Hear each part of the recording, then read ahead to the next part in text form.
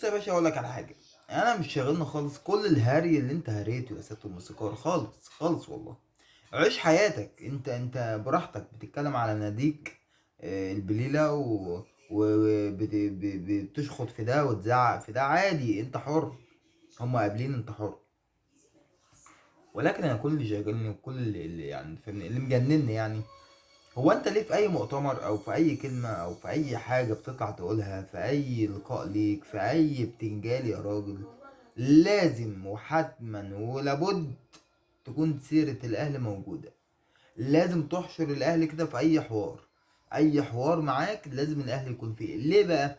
بس هو ده السؤال، بس مفيش اكتر من كده يعني. مفيش اكتر من كده، هو ده السؤال بس يا حضرتك. ليه الاهل حرقك قوي كده ليه؟ بس خلاص كده خلصنا كل الكلام، مفيش كلام تاني يتقال اصلا. بس سلام.